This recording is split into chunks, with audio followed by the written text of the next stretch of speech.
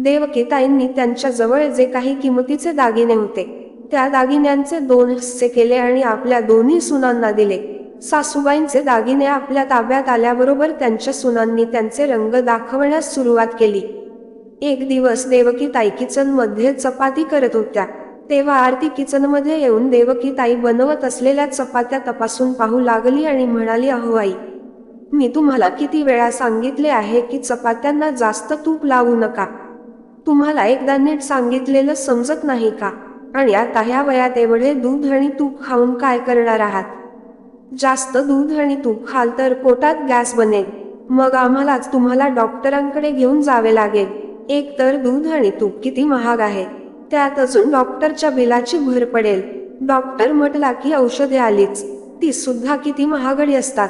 देवकीताई म्हणाल्या, सुनबाई काही हरकत नाही, मी यांना सांगेन की पुढच्या महिन्याचा सामान आणताना 2 किलो तूप जास्त घेऊन या. सुनबाई, तुझ्या सासऱ्यांना थोडी कमजोरी आहे, त्यामुळे त्यांनी थोडा तूप खाल्ला तर चांगलेच आहे. मी तर तूप खात नाही. तेवढ्यात छोटा मुलगा मनोज समोर आला आणि म्हणाला, आई, तुला काय म्हणायचे आहे? आरती खोटे बोलत आहे का? एक तर तूप खातेस आणि वरून खोटे बोलतेस. काल तर तू बाबांच्या नावाने देशतुपातील शिरा बनवला होतास नाही रे बाळा. तुझ्या मुलीने गुडगीने हट केला म्हणून तिच्यासाठी बनवला होता तो तुपातील शिरा. गप्प बस आई, तुम्हा लोकांना आम्ही सोबत ठेवून खूप मोठी चुकी केली आहे. यापेक्षा तुम्हाला तिथेच गावी सोडून द्यायला हवे होते. आपल्या मुलाच्या अशा बोलण्याने देवकीताईंच्या डोळ्यात पाणी आले. त्या म्हणाल्या, बाळा, माझ्या बोलण्याचा अर्थ तसा नव्हता. तेवढ्यात मनोज लगेच म्हणाला, राहू दे आई, अगोदर घराचे वातावरण खराब करतेस आणि नंतर रडण्याचे नाटक करत राहतेस. आता प्रत्येक दिवशी त्यांची दोन्ही मुले आणि सुना त्यांच्याबरोबर अशीच चुकीची वागू लागली. त्यामुळे रडत रडत देवकीताई नारायणरावांना म्हणाल्या, अहो ऐका, तुम्हाला निवृत्त होऊन आता काहीच महिने झाले आहेत आणि आत्ताच आपण आपल्या मुलांच्या आणि सुनांच्या पायातील चपला झालो आहोत. आता आपले पुढे काय होणार? त्यावर नारायणराव म्हणाले, अगं देवकी, मला माझी नाही तर तुझी जास्त चिंता आहे. मी तर घराच्या बाहेर राहतो, पूर्ण दिवस तू घरामध्ये असतेस बरोबर ना? त्यामुळे तुझ्या बरोबर दोन्ही सुना कशा वागत असतील, त्यापेक्षा आपण गावीच जाऊन राहिलेले बरे. काही दिवसानंतर नारायणराव आजूबाजूच्या शेजाऱ्यांसोबत आपल्या घरात बसून इकड तिकडच्या गप्पा गोष्टी करत होते. खूप गरमी होती म्हणून त्यांनी एसी चालू केला आणि देवकीताई त्या सर्वांसाठी गरमागरम भजी बनवत होत्या. आणि आरतीला त्यांनी कॉफी बनवण्यासाठी सांगितले होती, कारण त्यांना कॉफी बनवता येत नव्हती. तेवढ्यात छोटा मुलगा मनोज म्हणू लागला, बाबा, काय तुम्ही दिवसभर कॉफी पीत राहता आणि भजी खात आहात? एवढेच नाही तर सोबत मित्रांना सुद्धा खाऊ घालत आहात. तुम्हाला दिसत नाही काय एसी सुद्धा चालू आहे? मला किती बिल भरावे लागेल? आरती दिवसभर कॉफी बनवून परेशान होते. ती दिवसभर काम करून करून थकून जाते आणि भांडी सुद्धा किती होतात. जेव्हा तुमचे मन करेल तेव्हा तुम्ही काहीही करून पित असता. आजपासून आरतीला ऑर्डर देऊ नका. एका पैशाची ऐपत नाही आहे आणि कॉफीवर कॉफी यामुळे आमचा किती खर्च वाढला आहे. आता मला सहन होत नाही. आता खर्चाबरोबर यांचा निर्णय सुद्धा व्हायला हवा. नारायणरावांना आपल्या मित्रासमोरच त्यांच्या मुलाने एवढे काही ऐकवले की त्यांना स्वतःची लाज वाटू लागली. तर त्यांचे शेजारचे मित्र लगेचच तिथून निघून गेले. तेव्हा पायल म्हणाली, अगं आरती, तुम्ही दोघे तर असे म्हणत आहात की सर्व खर्च तुमचाच होत आहे. तू हे विसरू नकोस, ह्या म्हातारीचे रात्रीचे जेवण आणि झोपणे आमच्याकडून होते. देवकीताई नारायणरावांकडे पाहत होत्या आणि त्यांच्या डोळ्यातून झरझर अश्रू वाहत होते. तेव्हा मुले सुद्धा बोलू लागली, हे घर आहे की कुरुक्षेत्राचे मैदान आहे? तुम्ही काय भांडण करत आहात? तेव्हा दोघांच्याही बायका बोलू लागल्या. मग नारायणराव आपल्या छोट्या मुलाजवळ आले आणि म्हणाले, बाळा, शेवटी अशी कोणती गोष्ट झाली त्यामुळे आम्ही दोघेही तुम्हाला नकोसे झालो आहोत? तुम्हा दोघांच्या सांगण्यावरूनच मी माझी सर्व जमापुंजी हे घर घेण्यासाठी खर्च केली. तुम्ही दोघेही नोकरी करत आहात, तरी सुद्धा या घरातील छोटा मोठा खर्च मी माझ्या पेन्शनच्या पैशातून करत आहे. तरीही तुम्हा लोकांना काय अडचण आहे? तेव्हा विवेक म्हणाला, बाबा, तुम्ही तर असे म्हणत आहात की जसे काही घरातील सर्व खर्च तुम्हीच करत आहात.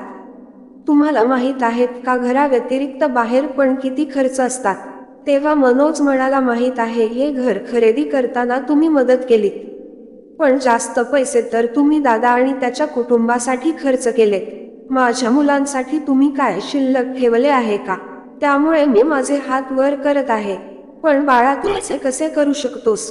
तेव्हा विवेक म्हणाला, बाबा तुम्ही शांत बसा. जेव्हा तुम्ही कमवत होतात तेव्हा गोष्ट वेगळी होती. आता तुम्हा दोघांचा खर्च उचलणे आम्हाला खूप अवजड वाटत आहे. नारायणराव म्हणाले, बाळांनो, तुम्ही विसरत असाल तर तुम्हाला आठवण करून देतो. आजपर्यंत प्रत्येक सणाला तुम्हा लोकांना चांगले कपडे, चांगले खाणे आम्हीच देत आलो आहोत. एवढेच नाही तर तुम्हा लोकांच्या घराचे भाडे सुद्धा आम्ही भरत आलो होतो. ते आठवते की विसरलात? विवेक म्हणाला, अच्छा, म्हणजे तुम्ही आता आमच्याकडून हिशोब घेणार.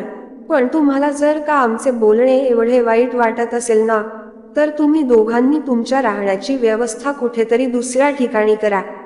त्यावर देवकी ताई म्हणाल्या, विवेक, तू असे कसे बोलू शकतोस? तुझ्या बाबांनी पैसे देताना एकदा सुद्धा तुम्हाला प्रश्न केला नाही, आणि आपली सर्व जमापुंजी तुम्हा लोकांच्या सांगण्यावरून हे घर खरेदी करण्यासाठी खर्च केली. आता तुम्ही लोक आम्हाला कुठेतरी बाहेर जाऊन राहायला सांगत आहात. काय या घरावर आमचा काही हक्क नाही का? आरती म्हणाली, बघा तर जरा वहिनी, या वयातही त्यांना त्याचा वाटा हवा आहे. सासूबाई, थोडीशी लाज उरली आहे की नाही? अरे, या वयात मुलगा आणि सून 2 वेळचं जेवण देतील हेच पुरेसं आहे. आणि एक गोष्ट जाणून घ्या, हे घर आमच्या नावावर आहे, म्हणजे आम्हा दोघी जाऊबाईंच्या, म्हणून हिस्साबद्दल विसरून जा. हा हा, मनोज म्हणाला, आता हे नाटक बंद कर आणि सांग काय काय करायचं आहे. आरती म्हणाली, काय करायचं आहे म्हणजे? आपण घराच्या मधोमध एक भिंत बांधू आणि एक भाग मोठीचा असेल आणि एक भाग माझा. आणि हो, या सासू सासऱ्यांची ही वाटणी करा. दोन्ही सुनांनी सासूची सुद्धा त्यांच्या सोयीनुसार विभागणी केली, की पहिले 2 महिने ही माझी मदत करेल आणि नंतर 2 महिने ही मोठीची मदत करेल. नारायणरावांना असे वाटत होते की त्या घरात आपले आणि आपल्या बायकोचे अस्तित्वच राहिले नाही आहे. फक्त दोन्ही मुलांनी आणि सुनांनी आपला आपला निर्णय त्यांना सांगितला होता. मनोज म्हणाला, ठरलं तर मग आई, तू 2 महिन्यासाठी आमच्या घरी राहशील. हा, बाबांना सारखं सारखं इकडे तिकडे करणे अवघड होईल, म्हणून असं करूया की बाहेर एक छोटा रूम आहे, तो बाबांना देऊया. तुम्ही दोघ तुमचं सामान तिथेच ठेवा.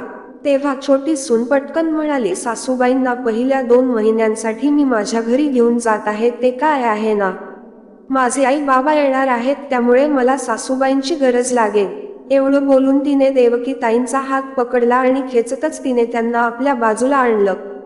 पायल नारायणरावांना म्हणाली, सासरेबुवा, चांगलं होईल की तुम्ही सुद्धा काहीतरी काम करा, नाहीतर बसून बसून तुमच्या हाता आणि पायाला गंज लागेल.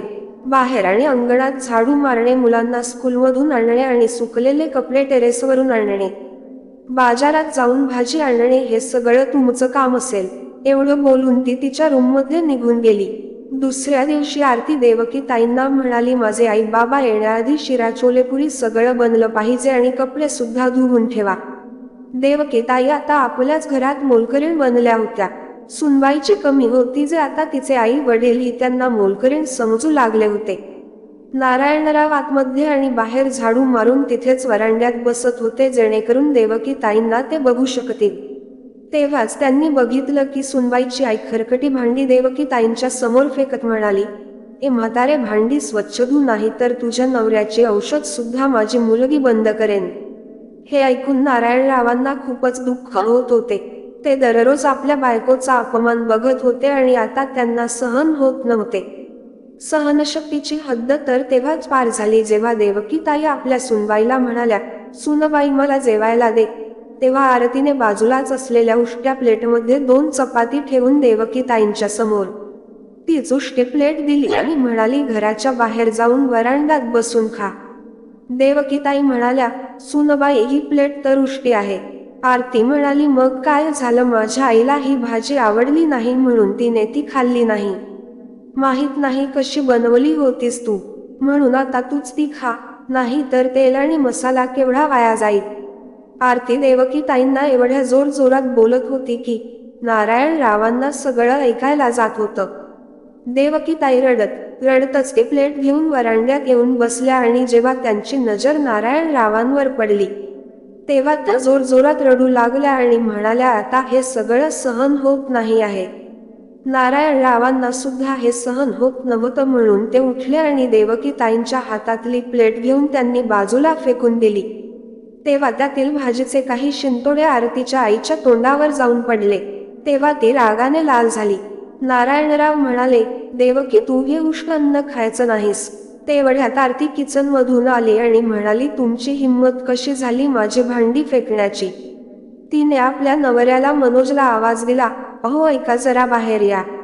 मनोज बाहेर आला आणि म्हणाला, बाबा तुम्ही हा काय तमाशा सुरू केला आहे.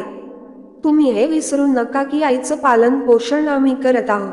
काय झालं जर आईने माझ्या सासूबाईचे उष्ट खाल्लं तर. अहो प्लेट उष्टी आहे, भाजी नाही. तेव्हा नारायणरावांनी जोरात एक कानशिलात मनोजच्या गालावर मारली आणि म्हणाले, अरे तू तुझ्या आईचे पालन पोषण करणार. अरे ज्या बाईने तुझं पालन पोषण त्यावेळी केले जेव्हा तिला माहीत सुद्धा नव्हतं की तू दिसतोस कसा, आणि आज तू तिचं पालन पोषण करणार. जोराचं बोलणं ऐकून विवेक सुद्धा आला आणि म्हणाला, बाबा तुम्हाला काय गरज आहे या लोकांच्या गोष्टीमध्ये पडण्याची. नारायणरावांनी दुसरी कानशिलात विवेकच्या गालावर सुद्धा मारली आणि म्हणाले, तुम्ही लोक कोण आहात आम्हाला 2 हिस्स्यांमध्ये वाटणारे. मी नाही मानत तुम्हा लोकांच्या वाटणीला. तुमच्यासारखी मतलबी मुलं जे आपल्या आई बाबांजवळ पैशांसाठी पहिले तर चांगले संबंध बनवतात आणि नंतर सगळे पैसे घेऊन त्यांना आपल्या आयुष्यातून बाहेर काढतात, जसं काही किडलेला दात आहे. देवकीताईंची रडून रडून अवस्था खराब होऊ लागली. त्यांना श्वास घ्यायला त्रास होऊ लागला. तेव्हा नारायणरावांनी त्यांना पाणी पाजलं आणि म्हणाले, देवकी, ही आपली दुनिया नाही आहे आणि नाही ही आपली मुलं आहेत. हे तर ते मतलबी लोक आहेत जे इतके दिवस आपलं रक्त पित होते. पण या लोकांनी तुझ्यासोबत जे काही केले आहे त्याचा न्याय देवच करेलच आणि यांना याच आयुष्यात त्याची शिक्षाही मिळेल. आणि तू चिंता नको करूस देवकी, फक्त 15 दिवसाच्या आत मी काही ना काही जुगाड करेल. फक्त काही दिवस अजून, मग आपल्याला या लोकांचा चेहरा सुद्धा बघावा लागणार नाही. एवढे बोलून नारायणराव तिथून निघून गेले. आणि इकडे मात्र देवकीताईंना सुनांनी पकडले आणि त्यांना खूप वाईट साईड बोलू लागल्या. तेव्हा धक्काबुक्कीमध्ये देवकीताईंचा सीडीवरून पाय घसरला आणि त्यांच्या पायाला इजा झाली. त्यामुळे ना त्या चालू शकत होत्या आणि नाही फिरू शकत होत्या आणि सर्व काम त्या बेडवरच करत होत्या. या कारणामुळेच त्यांच्या मुलांनी 15 दिवसांची सुद्धा वाट बघितली नाही आणि त्यांना घरातून बाहेर काढलं. दुसरीकडे आपली आणि देवकीताईंच्या राहण्याची सोय करून नारायणराव ट्रेनमध्ये बसून परत येत होते. स्टेशनवर उतरलेच होते की त्यावेळेस तिथे खूप गर्दी जमा झाली होती. कुठल्या तरी वयोवृद्ध स्त्रीचा ट्रेन खाली येऊन मृत्यू झाला होता.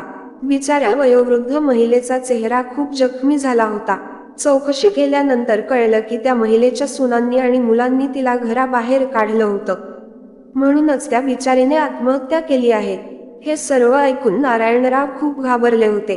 घरी परतले तेव्हा बघितलं तर दरवाजाला कुलूप लावलेलं होतं. म्हणून त्यांनी शेजारी जाऊन शेजाऱ्यांना विचारलं. तेव्हा त्यांनी सांगितलं की तुमची दोन्ही मुले आणि सुना त्यांच्या मुलांसोबत काल रात्रीच परदेशात फिरण्यासाठी गेले आहेत. पण त्यांनी त्यांच्या आईला रस्त्यावरच बेवारस सोडलं होतं. बिचारी खूप रडत होती, खूप विनंती करत होती, परंतु दोन्ही मुलांपैकी कोणीच तिचं ऐकलं नाही. हे सर्व ऐकून नारायणरावांच्या डोळ्यातून अश्रू वाहू लागले होते. आता मी कुठे शोधू देवकीला? काही दिवस सुद्धा हे लोक आपल्या आईला घरात ठेवू शकत नव्हते का? हाच विचार करून नारायणराव खूप परेशान झाले होते. खूप चौकशी केल्यास नंतर सुद्धा ते देवकीताईंपर्यंत पोहोचू शकले नाहीत. त्यांना राहून राहून भीती वाटत होती की त्यांच्या बायकोने आत्महत्या तर केली नसेल ना. स्टेशनवर जी महिला होती ती माझी बायको तर नसेल ना. नाही नाही, हे नाही होऊ शकत. ते मनातल्या मनात स्वतः जवळच बोलत होते. आपल्या बायकोसाठी ते खूप धडपड करत होते. साधारणतः 1 महिन्यानंतर ते आपल्या खास मित्राच्या पार्थिवाला खांदा देण्यासाठी वृद्धाश्रमात गेले होते. कारण त्यांचा एकदम जवळचा मित्र वृद्धाश्रमातच राहत होता. अंतिम संस्कार झाल्यानंतर नारायणरावांनी बघितलं की एक महिला एका कोपऱ्यात बसून हातात फोटो घेऊन रडत होती. तेथील लोकांना विचारल्यानंतर त्या लोकांनी सांगितलं की 1 महिन्यापूर्वी ही महिला रेल्वे स्टेशनवर भीक मागत खूप वेदना सहन करत भेटली होती. तेव्हा कोणीतरी भला माणूस तिला वृद्धाश्रमात सोडून गेला. बिचारी पायाला लागल्यामुळे खूप वेदनेत होती. पूर्ण दिवस रडत असायची, ना ती जेवत होती आणि ना काही पित होती. हे सर्व ऐकून नारायणरावांच्या पायाखालची जमीनच सरकली. त्यांनी जसं त्या महिलेच्या जवळ जाऊन तिला आवाज दिला, तेव्हा आपलं नाव ऐकताच अचानक देवकीताईंच्या अंगात एक वेगळी शक्ती आली होती. नवऱ्याला समोर पाहताच देवकीताई जोर जोरात रडू लागल्या. तेव्हा नारायणराव सुद्धा आपले अश्रू थांबू शकले नाही आणि त्यांनी देवकीताईंना मिठी मारली. तेव्हा तेथील एक माणूस म्हणाला, ही तुमची बायको आहे का? पण मग ही वृद्धाश्रमात कशी आली? तेव्हा नारायणराव म्हणाले, आमचे नशीबच खराब म्हणून ती इथे आली. पण बस झालं, याच्या पुढे नाही. नारायणराव तिथून देवकीताईंना घेऊन आले आणि रडतच म्हणाले, देवकी, तुझ्या या एक अश्रूचा मी त्यांच्याजवळून बदला नक्कीच येईल. आपल्या मुलांनी आपल्या प्रामाणिकपणाचा खूपच फायदा उचलला आहे. आता बघ मी काय करतो. आतापर्यंत अपमानाचा एक दिवस जगत आयुष्य घालवला आहे, पण आता अजून अपमान सहन करणार नाही. नारायणराव लगेचच पोलीस स्टेशनमध्ये गेले आणि आपल्या मुलांच्या विरोधात पोलीस स्टेशनमध्ये तक्रार दाखल केली. पोलिसांनी सुद्धा सगळं समजून घेतलं आणि मुलांच्या आणि सुनेच्या घराला टाळा लावला. जेव्हा मुलं आपल्या बायको आणि मुलांसोबत परदेशातून फिरून घरी परतले, घराला एक मोठा टाळा लावलेला पाहिला, तेव्हा चौघांच्याही पायाखालची जमीन सरकली. सर्व सत्य समजल्यावर लगेचच मुलं एका भुकेला कोल्ह्यासारखी त्यांच्या आई वडिलाजवळ पोहोचली. नारायणराव देवकीताईंना पोलिसांसोबत बघून चौघांच्याही पायाखालची जमीन सरकली. तेव्हा मोठा मुलगा नरम आवाजात म्हणाला, बाबा, हे सगळं काय आहे? आमच्या घराला तुम्ही टाळा का लावला? तेवढ्यातच एक पोलीस ऑफिसरने त्याच्या गालावर एक जोरात कानशिलात मारली आणि म्हणाले, लाज नाही वाटली तुम्हाला तुमच्या आई वडिलांना लाचार असहाय्य रस्त्यावर सोडून जाताना? आजपर्यंत त्यांच्या पेन्शनचे सगळे पैसे तुम्ही लोक खात आला आहात आणि त्यांना मात्र 2 वेळच्या जेवणासाठी सुद्धा तुम्ही तरसवत होतात. आता तुम्ही सुद्धा तसेच भटका. कारण प्रत्येक आई वडिलांना आपल्या मुलाकडून पालन पोषणासाठी आपला अधिकार मागण्याचा पूर्ण हक्क आहे. आणि नारायणरावांची इच्छा आहे की ते करोडोचे घर देवकीताईंच्या नावावर असावं, कारण ते घर विकत घेण्यासाठी त्यांनी आपली पूर्ण जमापुंजी लावली होती. नाहीतर ते तुम्हा दोघांना जेलमध्ये पाठवतील आणि जे दागिने देवकीताईंकडून त्यांच्या सुनांनी हिसकावून घेतले होते ते सुद्धा त्यांनी परत करावे. हे ऐकून तर दोन्ही सुनांच्या आणि मुलांच्या पायाखालची जमीन सरकली आणि ते रडतच आपल्या वडिलांच्या पायात पडले. परंतु नारायणरावांनी आपल्या मुलांना माफ केलं नाही आणि त्या घरात ते देवकीताईंसह खूप आनंदाने राहू लागले. आपल्या मुलांना मात्र त्यांनी घरातून बाहेरचा रस्ता दाखवला होता. आज त्यांच्या मुलांच्या लोभाने त्यांच्या डोक्यावरचे छतही हिरावून घेतले आहे. ते रस्त्यावर राहण्यासाठी मजबूर झाले होते.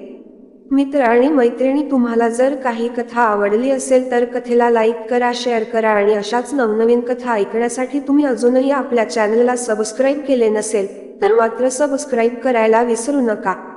धन्यवाद.